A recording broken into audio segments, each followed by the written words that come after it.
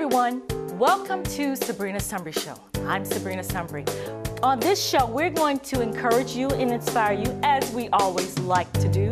So, whatever you've been going through, we want you to settle down and take a look at this.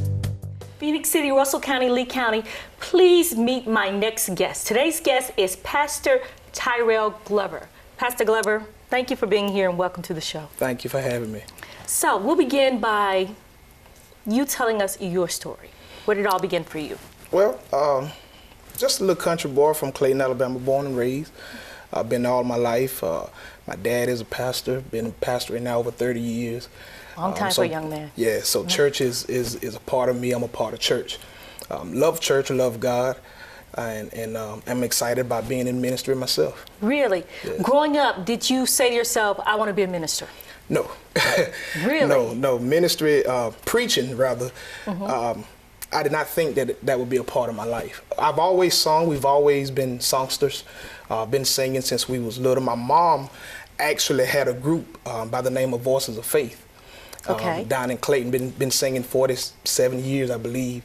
And every year on the anniversary, actually, they would make us sing. Really? We didn't want to, but they would make us sing. So we've been singing since the age of 8 years old. My brothers and I had some good friends back in the neighborhood. We started a group, and they called us the Glover and Davis Boys. Okay. And so we sung for years, and then when we became of age, we transitioned to the group named Brothers Together. Okay. And so for the past 25 years, we've been brothers together. Amazing. Aren't you glad she made you sing at that time?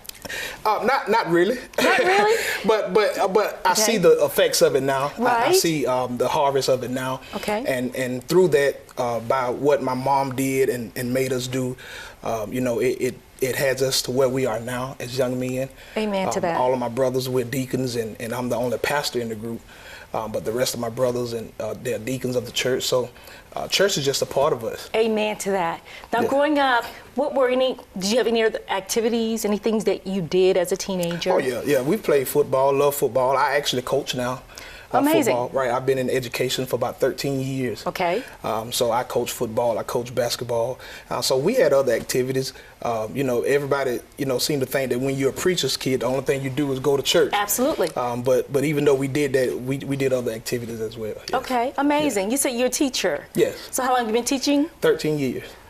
13 years. 13 years. So what are the ages that you teach? Well, I teach the high school level. Okay. So it ranges from 9th to 12th. Remember I told you I like teachers. My daughter's a teacher, so I have a heart for teachers, and I like teachers.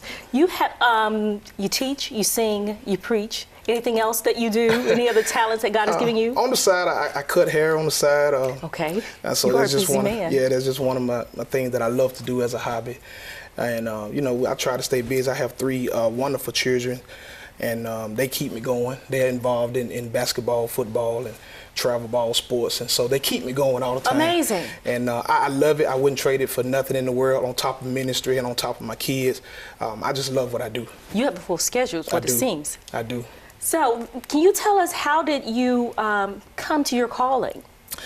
It's kind of a funny story. It's a scary story to me. But when I tell it to people, I leave them wild. Okay. I never forget it. One night I was laying in my bed, and actually it all transitioned back. Let me go back to some years ago. I have a brother in the group, and he had a stroke. The early age of 27.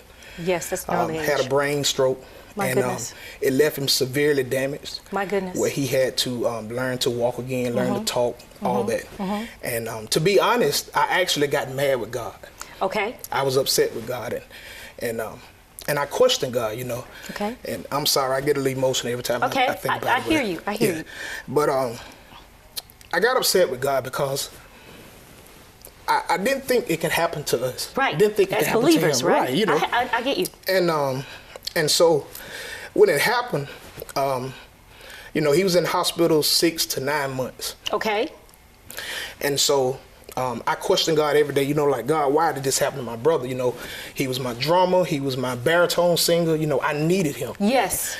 And what changed my outlook on it was one day he was in rehab and he had just started talking good. Okay. And I was sitting by his bedside and I asked him, I said, Reggie, I said, you all right? He said, yeah. He said, I'm good. He said, I said, you heard anything? He said, man, he said, I'm just glad to be here. Amen. And that moment on, it changed me. How so? Because I was so mad with God that he allowed this to happen to him. Yes. But then the only thing that he said was he was grateful to be here. And I left his bedside and I went to my car and I just poured out to God. Because I apologized for being so mad and so upset with him. But out of reality, yes, you know, my brother was just glad to be alive. Isn't that something? And so it changed me from that point on, you know. I saw myself getting closer to God. Okay. I started being more interested in God. I mean, I was there already. Yes. But, you know, and even in singing and ministry, I wasn't there fully. You know, I was doing it, but I was just doing it. Okay. It didn't mean anything, you know. Okay. And so after this happened, it changed my whole outlook on stuff. Did it sharpen your focus? I mean, extremely. Okay. And I started wanting to know more about God, desired more of God, wanted to, you know, and God started transitioning me then. And I saw it. I didn't know it was going to lead to ministry. I just thought that it would make my ministry in singing stronger. Okay. But I was laying in my bed one night and my wife was there and so all of a sudden my pastor, he's dead and gone now, pastor of my home church, Reverend Denard, he came to me as like me and you sitting here. Okay. And he spoke to me. He said, you know what it's time for you to do. Wow. And so I nudged my wife. I bumped my wife. I said, baby, did you see that? And of course she didn't wake up. I want to stop you right there. Was it confirmation? Did you already know and he confirmed what you already knew? I knew and I was running. You were running? I was running from it. I knew I had a calling. And again, I thought it was just my singing ministry. But, you know, God came to me and I get to that. He came to me also and I was running from it. Okay. But so when I nudged my wife, I said, baby, did you see that? And she didn't wake up. And so then after that, it was like Hold up, because you know what? I just want to take a moment because I don't know if the audience is getting it. Because now you said your pastor had passed away. Right. He had passed now away. I'm understanding. He came to you in a dream. Well, it wasn't a dream. Was it a vision? I was laying in bed. I was wide awake. I couldn't sleep that night. Now I'm hearing you. Yeah. I heard you and I didn't hear you. Yeah, I could not sleep. So when you nudged your wife, you're thinking she saw the same thing. I'm thinking that she saw it, or she would wake up and like, what you saw? But she never woke up, and I guess that was just all in God's plan. Okay. Were you asleep? Were you subconscious? I was wide awake. You were wide awake. I was wide awake. You had this vision, wide awake. He came to me as plain as day. Okay. And he came to me and he said, you know what it's time for you to do. My goodness. And I was like, wow. So after I nudged her, she didn't wake up. I sat up on the edge of my bed, and I was like, you know, that can't be real, you know.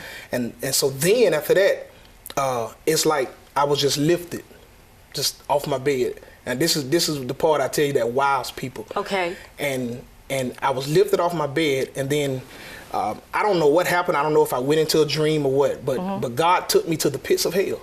My goodness. I've heard some stories, but what did you see? He took me to the pits of hell, and he turned me around, and that was this big screen TV, and he showed me my past life. Now, mind you, I've never been that bad child. Right. You know, I never drunk, never smoked, never been to the club, never did any of that. Oh my goodness. And so my life has necessarily not been a bad life. Okay. But he just showed me my past and showed me my wrongs. Okay. And he said, you know, I'm giving you the chance to straighten this. Okay. And he said, if you don't straighten it, he said, this is where you're going to end up. He said, not only that, he said, you're running from my calling. My goodness. And he said, I'm giving you the opportunity. So profound. My goodness. And he said, I'm giving you the opportunity to do what it is you need to do. And it's like I came back to myself and I sat back down on my bed.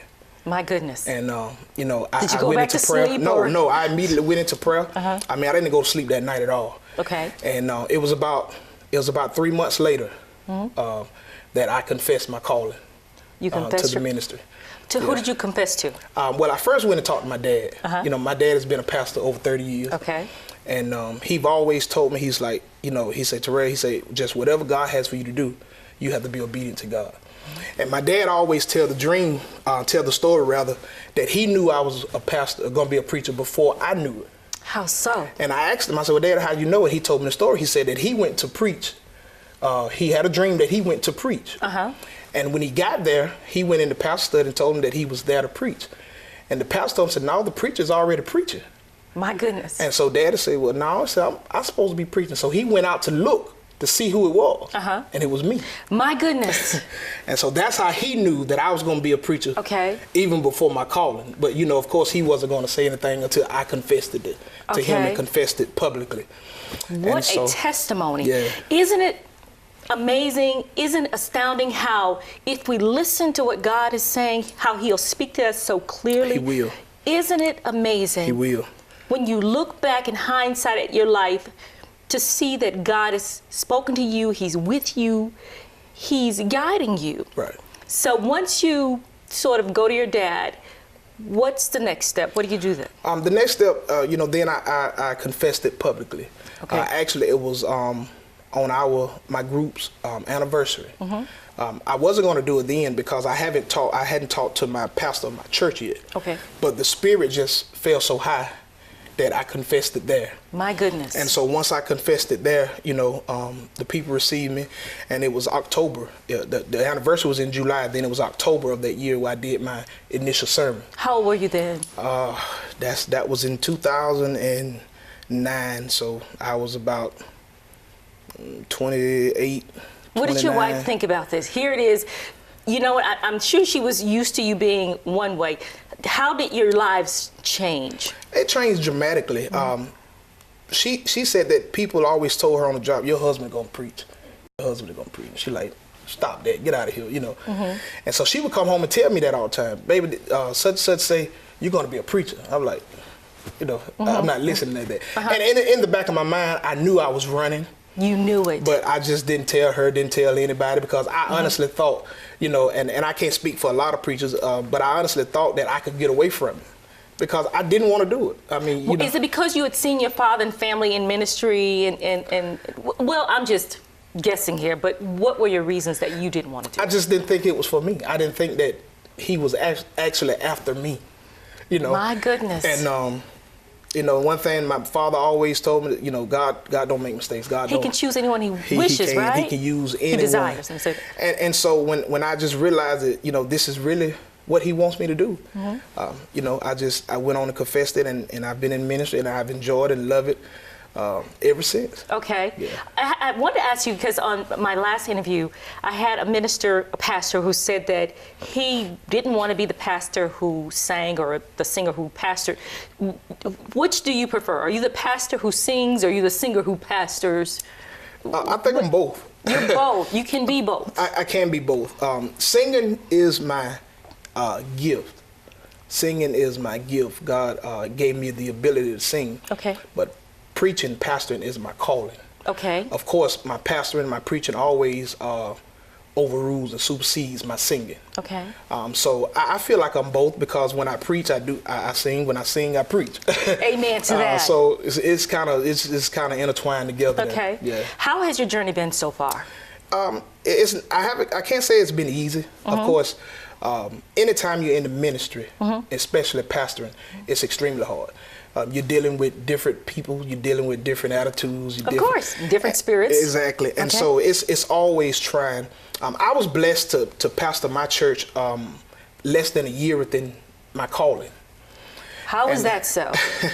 Yes. It was just ordained by God. Okay. And actually, there again, even after my calling, I denied this church 3 times.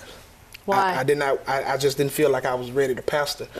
I went and talked to my dad. Of course, my dad is my backbone. Oh, I hear. I mean, any advice, anything I need, I mean, he's there. I can go to him. And there was time that I called like, Dad, you know, I really don't want to pastor. And Dad, the only thing he would ever tell me, son, pray about it. Okay. That's what he always tell me. That's his advice to everything. And so after the church called me, I denied it. They called me again, I denied it again. So Daddy sat me down, he said, son, he said, listen, he said, if God has something for you, it's for you. It's for you. And he said, no matter how you try to get out of it, whatever he has for you to do, it's for you. And he said, and if this church is for you to pastor, he said, then you need to be obedient to God. And so I said, I prayed to God. Of course, I went and prayed. God, if this church is for me, if it's for me to pastor, I said, I'll do it. Not 10 minutes after I said that, they called me again. Oh, my goodness. They called me again and asked me about to being a pastor. So I accepted it, and I've been there. This year will be 8 years now. Wow. That I've been pastoring the church, and I've only been in ministry 9 years. What have you learned about yourself?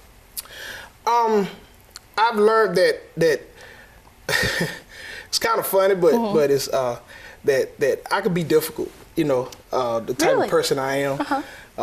But I'm a loving, difficult person, if that makes sense. I don't understand really. When you say difficult, is that you have great expectations for yourself or for other people? For other people, man. Myself as well, and for my family and for other people. So it hurts me when I don't see people try to do their best. Okay. It hurts me to see people make excuses about why they can't do something, because I'm the type of person, there's nothing that can't be done. Okay. If you set your mind to it, first of all, if you put God in it and allow God to be first in it, there's nothing that you can't do. Amen to that. And that's how I am when it comes down to my church, to my family, to my kids. You know, and I guess with me being a teacher, you know, I'm always telling kids, stop saying you can't. Right. Stop saying I can't do it. Just say I can. Trust God. Pray. If you believe in God, that's the first thing, you know, because nowadays school is kind of funny by that. So I be careful with it. But I tell them, if you believe in God, then ask God to give you the strength. And you can do anything. That's it. Yeah. That's the key. Yeah. So when I say I'm difficult, I'm difficult because I don't like people coming to me and say, well, Pastor, I couldn't do it. Right. No. You know there's better for them. Exactly. And you want them to obtain that greatness and that better. Exactly. Pastor Glover, what have you learned from God? I've learned a lot from God. I've learned how to love. I would say that was my biggest downfall when I first came into the ministry. It was hard for me to love folks I knew that was trying to tear me down. Absolutely, that's hard for anyone. Oh yeah, and I just had to pray to God and ask God to give me the strength. God, you know, regardless of what they do or say, let me love them.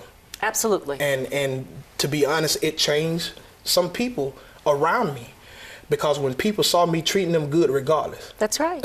That's you know, they had no choice to either but to leave me alone or treat me good as well. That's right, absolutely. And so I think when we as Christians just learn how to love, man, I mean, it's so profound. It is. It's I mean, because in this world we live in, we're gonna always be talked about, we're gonna always be criticized. That's right. We're gonna always be put down.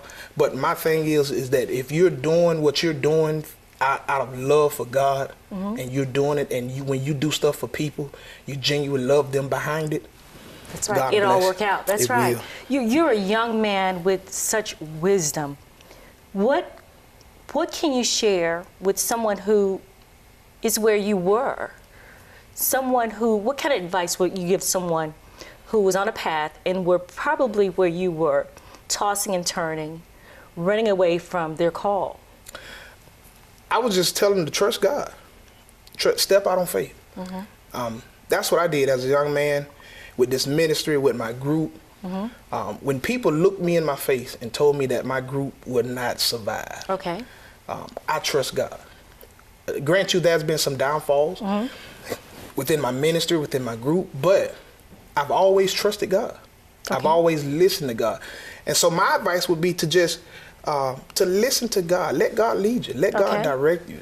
The Bible says, trust in the Lord with all your heart. Lean not to thy own understanding. In all thy ways acknowledge him. That's his word. And he shall direct thy path. And so when I learned that I could not do it myself, but I had to have God. I had to have God showing me, directing me. And when I learned that, I mean, things just flow. That's it. Yeah. Pastor Glover, I was thinking about when you shared your testimony with your brother. Right. And you were saying he was at the age of 27. Right. Possibly about 3 years ago, my daughter, who was 29, she went into a state of comatose, and she suffered brain injury also. Wow. So I know what you felt. Right. And like you, I was on the floor wrestling and wallowing and searching, God, where are you? Right. I know you, you know me, what's going on? Right. And what I learned from that was, God was like, Sabrina, you're on my time. Right. You can cry, I'm not moved by it. When it's when it's time for me to make that transition, I'll do it. That's right. So it was one night I was thinking and wallowing on the floor, and I heard a pastor, I can't think of this pastor's name, in Atlanta, and he was talking about the mural on the back of the wall, excuse me, where there was a man playing chess against the enemy, against the devil. Right. And the devil had cornered the man and said, checkmate.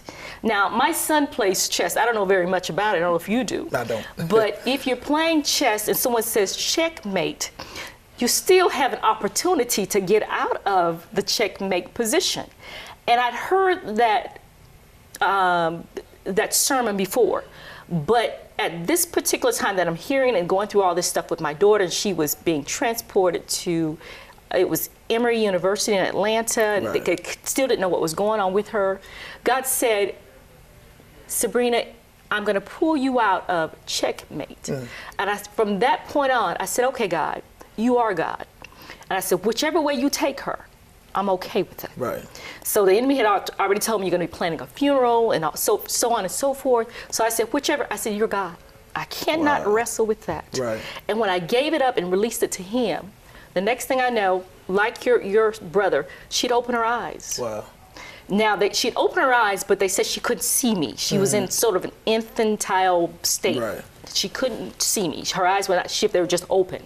But I said, I believe you, God. I believe, now that I saw the change, I believe that God was going to really pull her through. Exactly. So her eyes started shifting. She started following me. And the doctors thought, she can't do that. If she survived this thing, she's going to be a vegetable, kind of like your brother. Oh, wow. But God being the God he is. That's right. That's right. God being, he pulled her through that greater, stronger.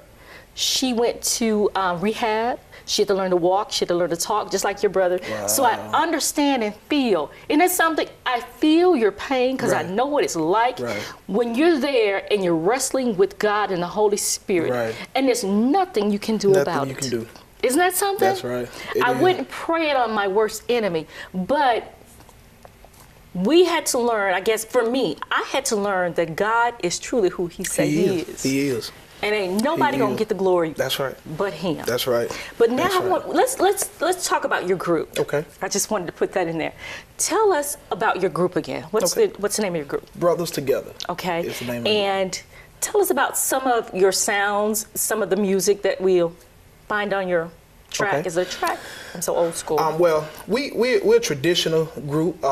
You know, I love the group like the Cantor Spirituals, the William Brothers, group.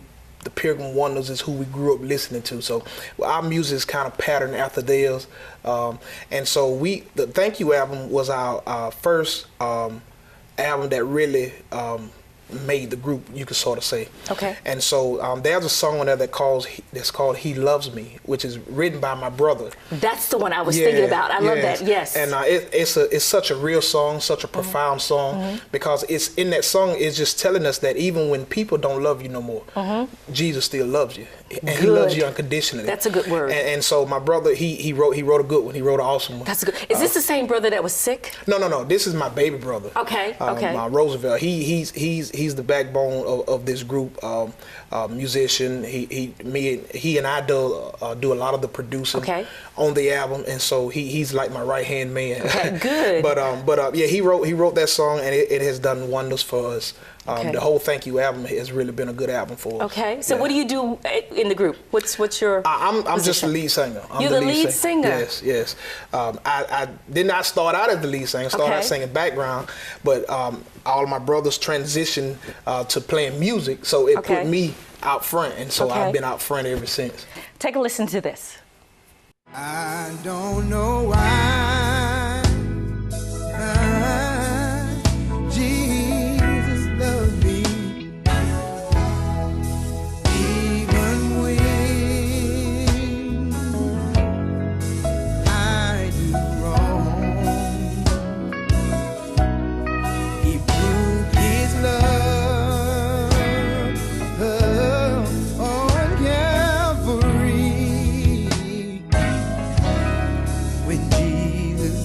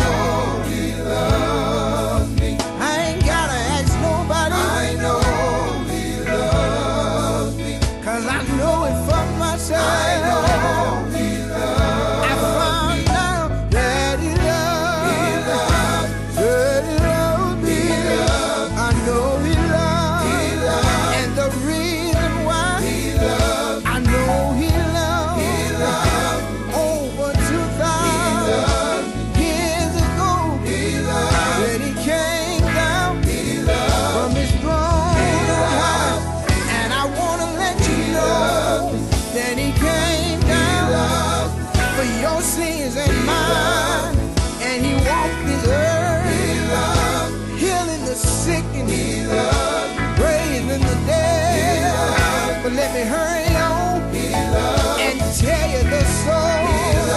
They marched him out on Golgotha Hill. They stretched him high and they stretched him wide.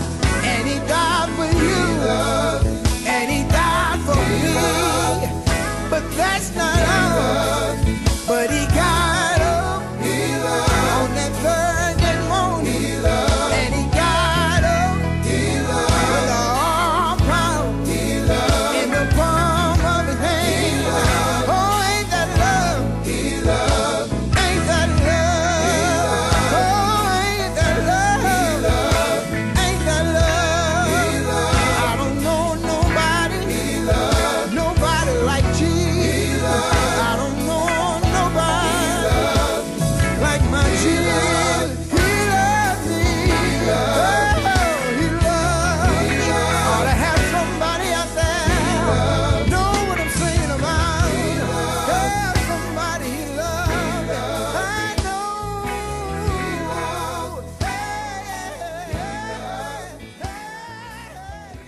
Can you tell the viewing audience how they can get hold of your sound? Yes.